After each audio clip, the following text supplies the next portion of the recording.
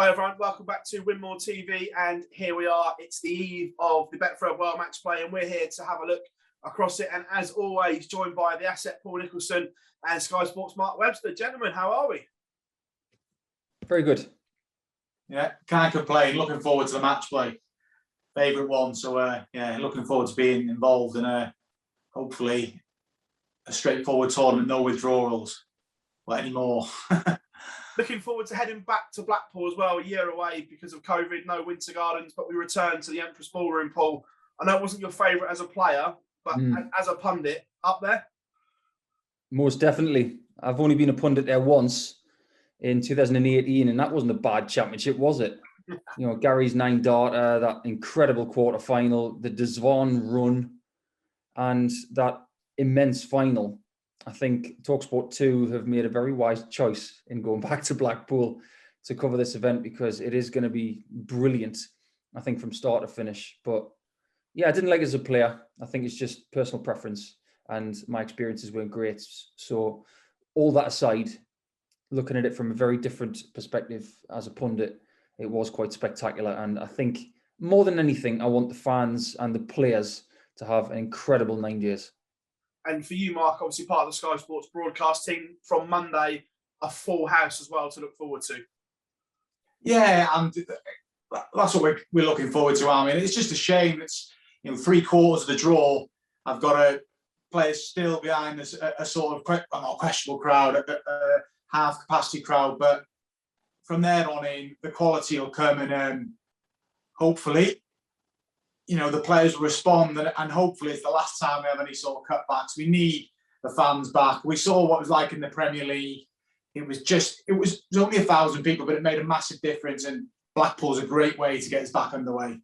Completely. I suppose when the draw was done, the one that jumps off the page straight away is the Ferret against Bergh, Mark, and two players that fans wouldn't want to see drawn against each other because of the form they're in, and both being spoken about potential finalists and winners. But for them to get each other in the opening round, tough gig for both. Yeah, it is. And something's got to give. Johnny has never won there. Dirk's debut, so someone's got to win. It's got to be a debut win for Dirk. Can Johnny get going? But it is a tough game. I mean, Johnny did a right job on him in the UK Open, but Dirk's improved so much. And I think he lost his tour card in the last January. And from there, he's just gone from strength to strength. And it's a shame we have to lose one of these, not just in the first round, in the first, second game of the tournament. But it's a tough one for Johnny because we saw what happened to Robert Thorns in there. Robert Thorns a great CV, but he couldn't find any sort of form of Blackpool, won once.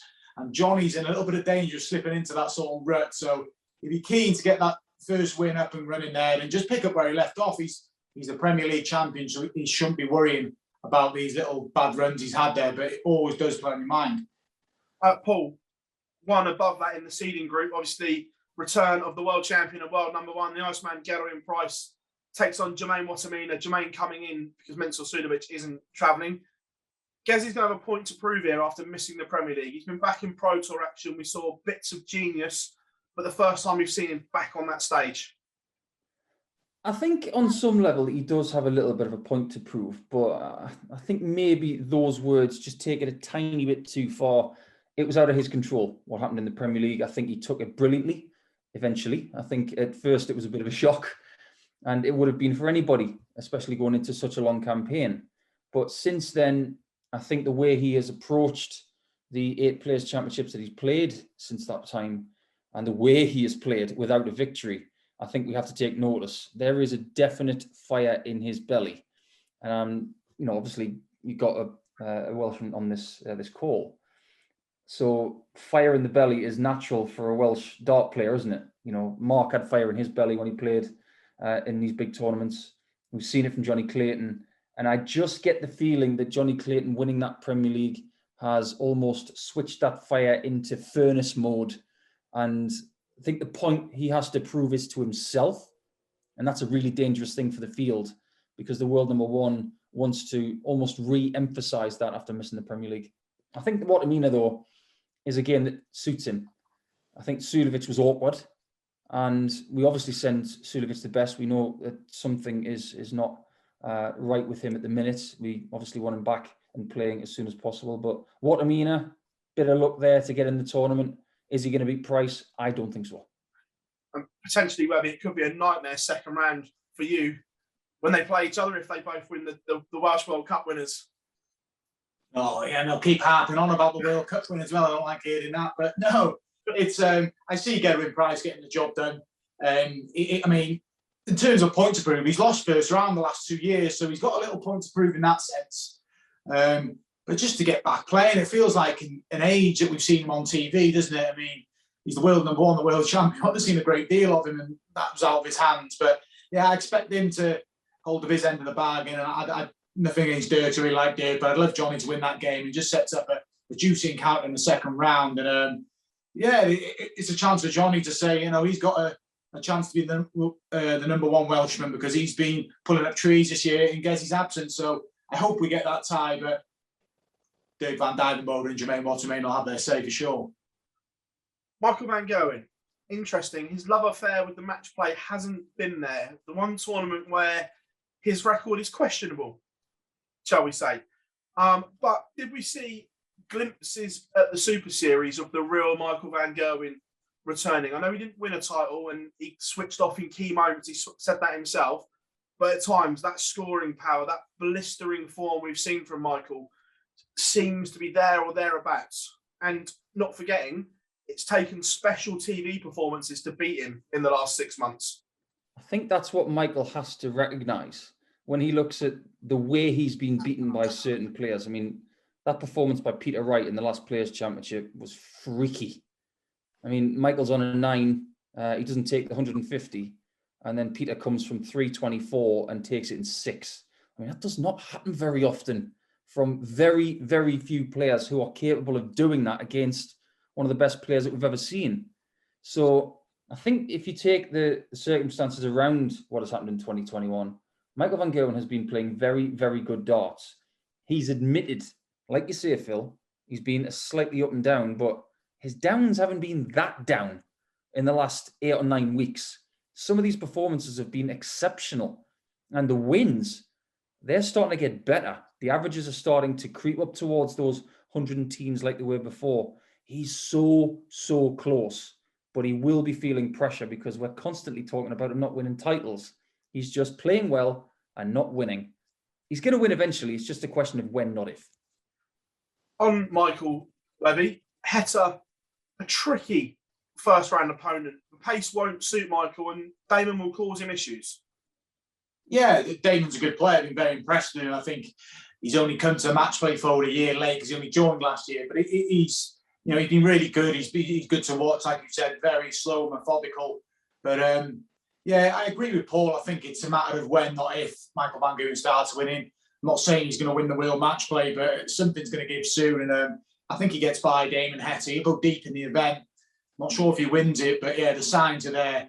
He's just got to stop switching off in games. It's something he's always done. He's got away with it for a lot of the time, but now the standard's rising. He's not getting away with it, so he needs to address that. But he's going in the right direction. Another mouth-watering game in round 1. Peter Wright against Danny Noppert. Now, the Freeze as he is now, is very consistent of doing things well, always around that mid to high 90s to 103 average. Peter was sensational on the final day of the Pro Tour.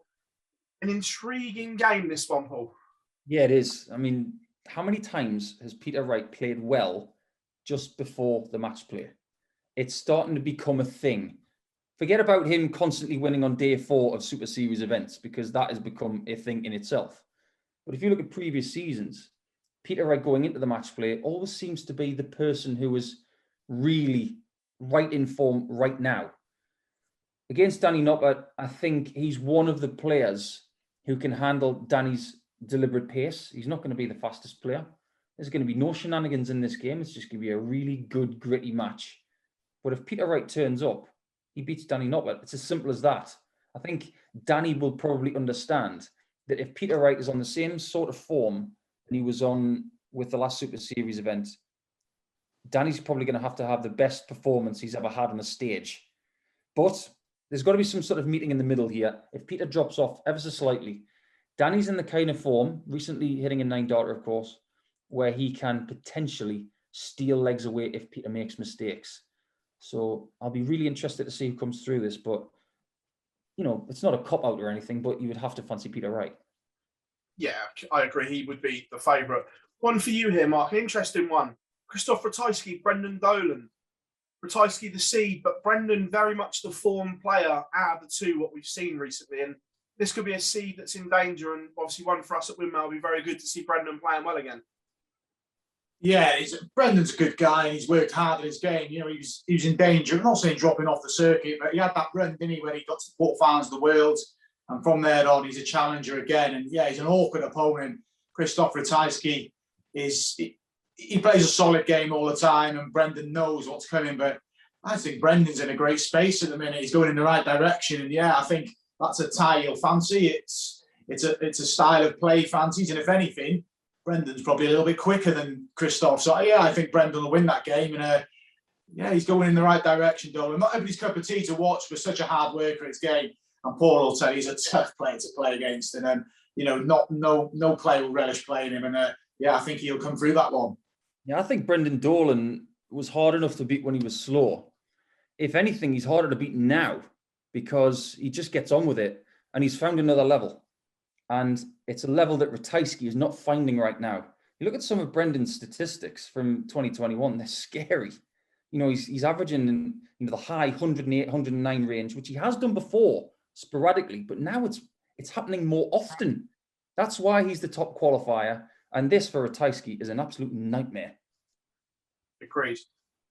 Mark, another one for you. Someone I know you're close to when you're on the tour and still have some great banter with him. The rock star, Joe Cullen, but a tough opening round. Chris Dovey snuck in the back door, winning his first title. He comes here on the crest of a wave.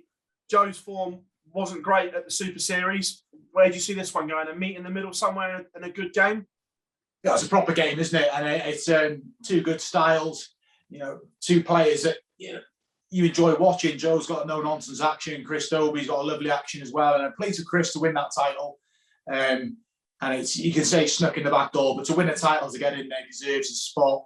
He didn't do himself justice the last time he was in the match play, losing to Rob Cross, didn't play well.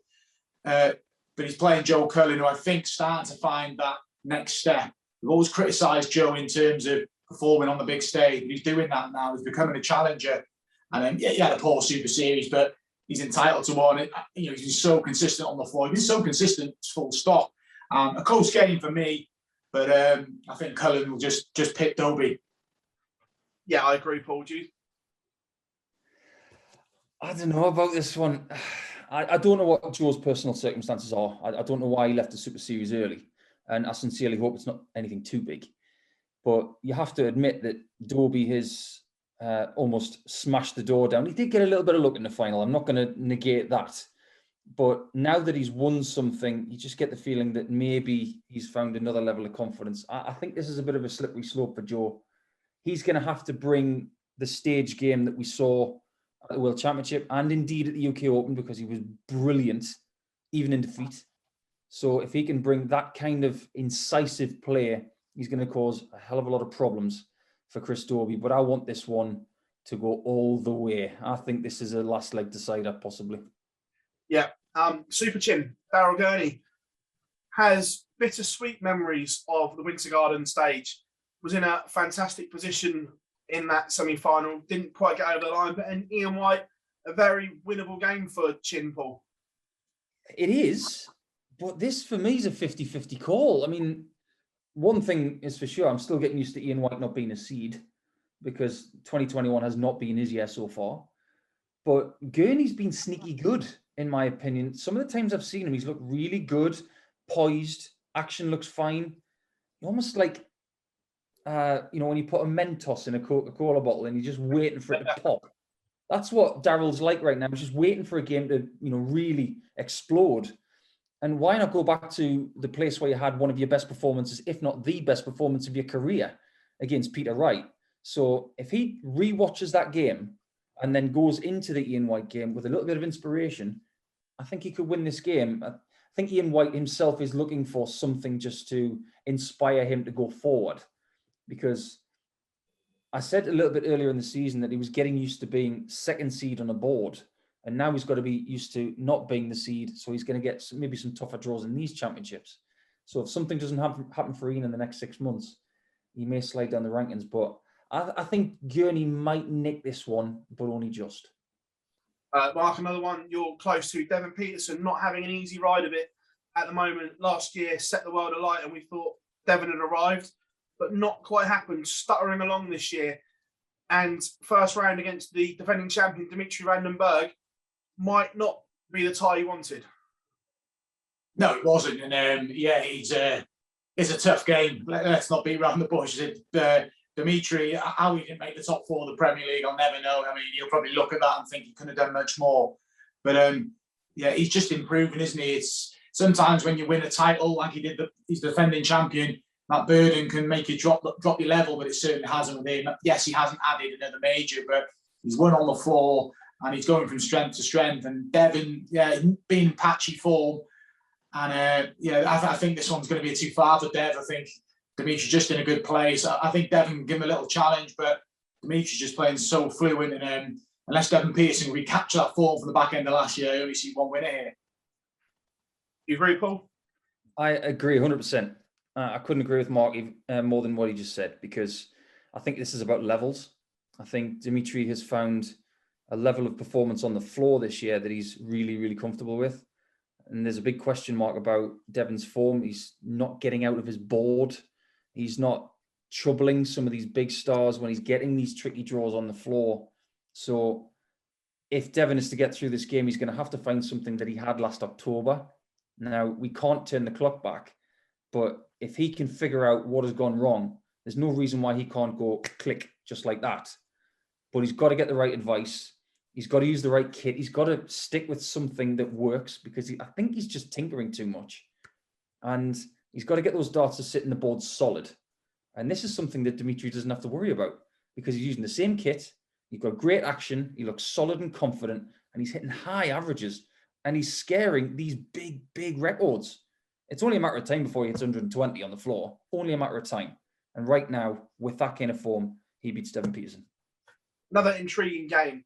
Vincent van der Voort, a resurgence from him, played some really solid stuff against Chizzy that hasn't been at his best and been patchy. Another seed that could be in danger, Paul. I agree with this. I have somewhat tipped Vincent to have a good tournament. I think he might get his way to the quarterfinals like he did last year. I just see him looking at Dave Chisnell and not being afraid, and seeing him in questionable form. I mean, Dave hasn't played poorly this year, just not getting results. And Dave is not the kind of person to really worry about that. But Vincent he's a bit like one of those the albatross birds, or even the vultures. When he sees a little bit of meat on the ground, he'll think, I'll have that. And I get the feeling that Vincent the vulture is going to gobble this one up. I just think he'll be really, really into this game.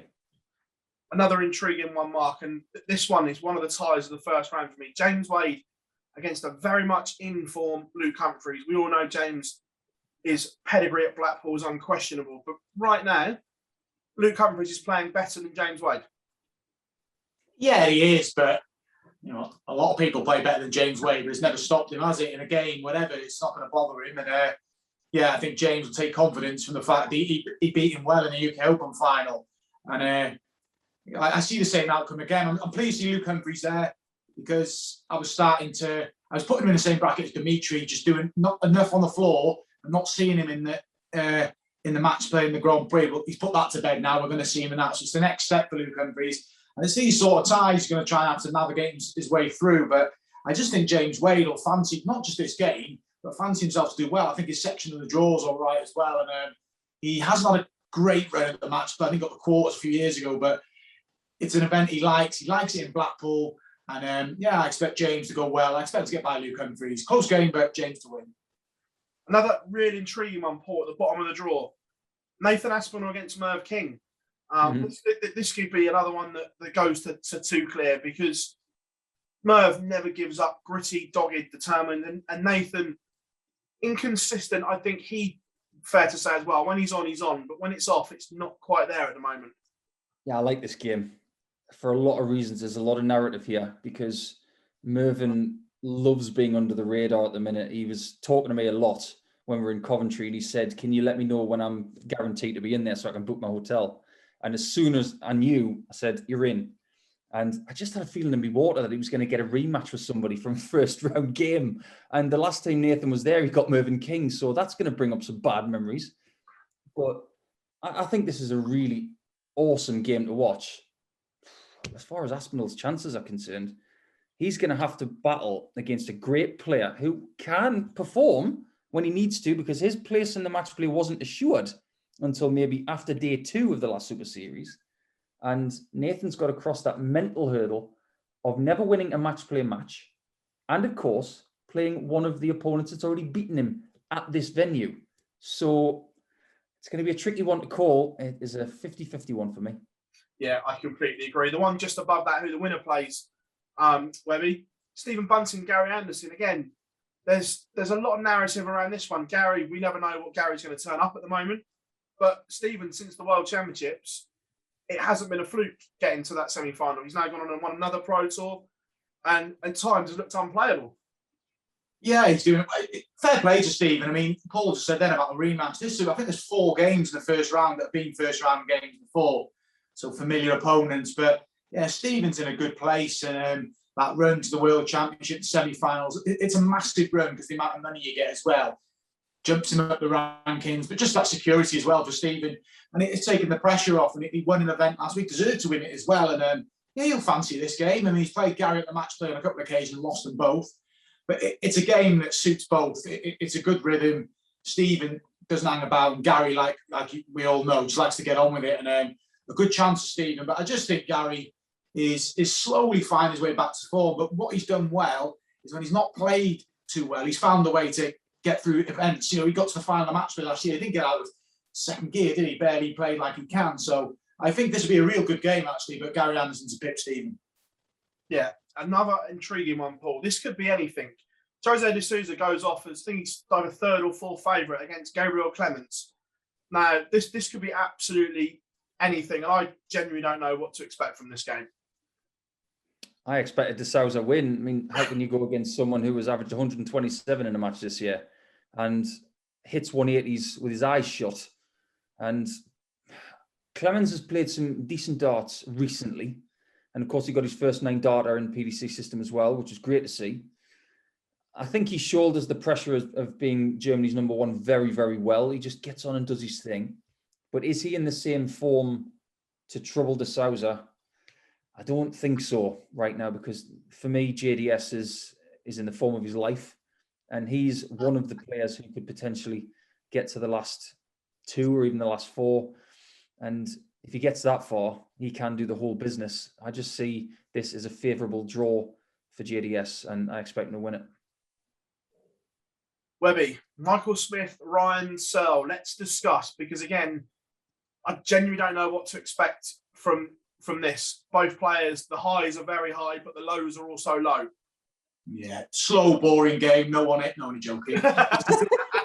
It's an absolute dream game, isn't it? And it's one that it's tough from both players who have probably wanted someone else. But you know what? I've been so impressed with Ryan Searle. Michael Smith sort of been a bit bitter about not getting in the Premier League. He needs to get rid of that, but he needs to just refocus. And yeah, Bully Boy, it's been patchy this year. He has found the tournament win in there, but I've been so impressed with Ryan Searle, and I think he takes Michael Smith. I really do. I think he's going places, Ryan, and I've always rated him. I like watching him play. He's a no-nonsense player, and I think this could be the start of something big for Ryan. He can kick on from here, and he's one of those players we're going to see in all the major events now. And a scalp of Michael Smith wouldn't really shock you.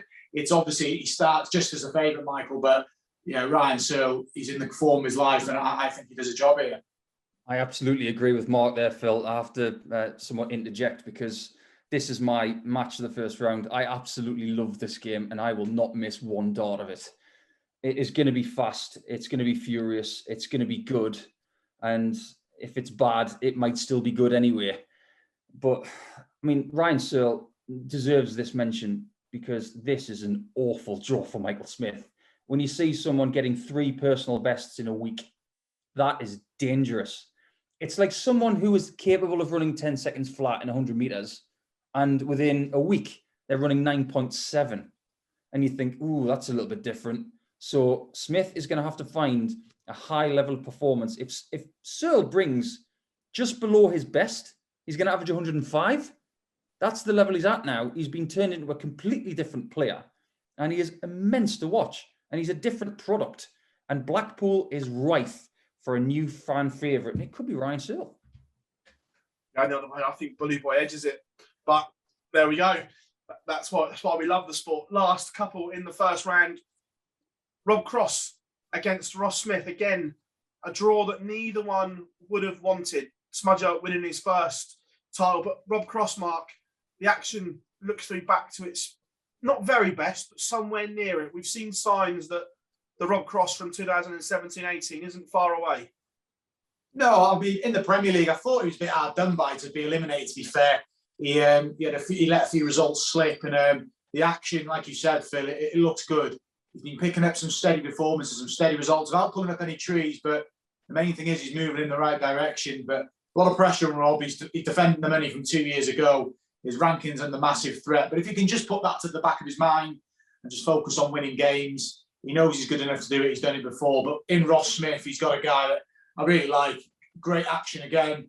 And someone who just took a step back from the sport to regroup, come back and giving it everything now and reaping the rewards. I'm glad to see him there. It's a proper game, but I think Rob Cross, just for his experience, will get by in this one. But like I said, great to see Ross Smith mixing it with the top 32, the best players, and another one like Ryan Searle. I think he's going places, but just this one maybe a step too far for him.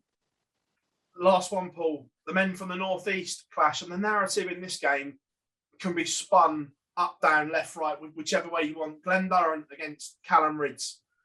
Everyone's saying it's the dream draw for Callum playing Glen. He's the seed in no form. But then you can also spin that narrative and say, when Glen isn't in form, you want the young boy on debut. How do you see this one playing out? I think there's going to be a lot of chatter about this game over the next few days. And I think it is going to be an on-the-day type of game. Cullen has obviously had a breakthrough period this year, winning his first title in Bolton. Glen's troubles have been well documented, but I think we have to give the three-time Lakeside champion a lot of credit for the way he has constantly put himself into position to play. He could have easily withdrawn himself from the PDC and said, you know what, I'm not playing well enough, I'm just going to take a break. No, that's not what he's like. He's got a really strong chin in darting terms. So what he's decided to do is constantly play. You got to win against Cullen at the Super Series, which, you know, it wasn't a great performance, but it was a win. Winning breeds confidence. And he's just putting one brick at a time together in this new wall of confidence. It's going to take some time. And what would make him feel better is getting on a stage and possibly allowing himself to release some tension. He's going to feel comfortable up there. I'm not sure that Cullen will initially. And if Glen can get some early legs, I think he wins the match. Do you agree, Mark? I think the game's going to be a bit messy. I don't know why. I just got a feeling it is. I think if Callum can get an early break, he blows Glen away. I mean, I've been there in terms of when you're just getting beat every week. Mine was in the Premier League. You just can't find a way out. And I think unless Glen can get Callum embroiled, I think sort of like a low 90 average will do it for Callum. It's his debut. He's got the draw. Everybody wanted as an unseed, but with that draw comes pressure because people expect Callum to win. Glen's in a tough spot at the minute. Probably just go in there to play himself in some confidence. If he can pick a win, great. But he keeps turning out. But yeah, Callum Ridds, the early part is important. If he can get the break and get himself out in front. But if he gets embroiled, Glen will dig in, that is for sure. But I just think Callum will have enough. He's won an event this year. He knows he's going in the right direction. And yeah, I think he takes advantage of what's a favourable draw for him. Well, we've been through the first round, gentlemen, and Monday, the schedule for the return of a full capacity in the Winter Gardens. The fans are going to be treated. Gary Anderson, Stephen Bunting, Michael Van Gerwen, Damon Heta, Nathan Aspinall, Merv King, and Daryl Gurney, Ian White for the return of fans. Good scheduling. Well, why do you think they've put Daryl Gurney on first? Is it because of that anthem that we've heard rather a lot recently? Maybe. I think it might have had a slightly different reaction if England had beaten Italy. But the fact of the matter is, to fire this crowd up, know your audience. They love a bit of Neil Diamond. and Blackpool is the right place to play it, and Daryl Gurney's going to love that. It's that time, gentlemen. You know what's coming. I would like finalists and a winner from you both, please. That's why you are the pundits. Where are we going? We'll start with you, Mark. Yeah, I think it's going to go to form. I think we see Price win the top half, and I'm torn between Michael and Jose in the bottom half.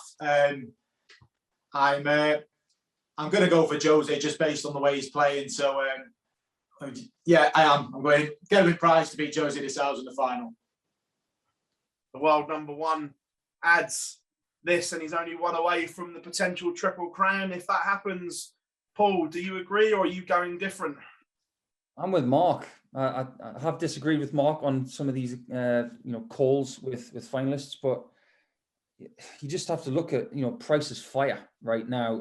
He's got such a great level of play, and he loves that stage. I think when you look at the way he played in Milton Keynes last year, he thought to himself, this isn't a match play. This is most definitely the match play this year, and that fire will be there, and the volume will be there, and everyone who plays him is going to hate it. So I think Price makes the final. And when you look at that bottom half, there's potential. I mean, after what we said about Ryan Searle, I'd love to see him in the final. It's very possible. But I'm going to go with Mark. I think Jose de Sousa is just scoring too heavily, and he's going to fancy beating everybody in that half. Interesting. There we have it. They both have the Iceman winning and adding the World Matchplay to his World Championship. Gentlemen, thank you very much for joining us here on Winmau TV, as always. And make sure you check out all Winmau social media across the World Matchplay. Everything covered for all of our players. Gentlemen, we'll let you get back to what you're doing. Thank you very much, as always, and we'll see you all very, very soon. Cheers, Lars. Cheers, mate.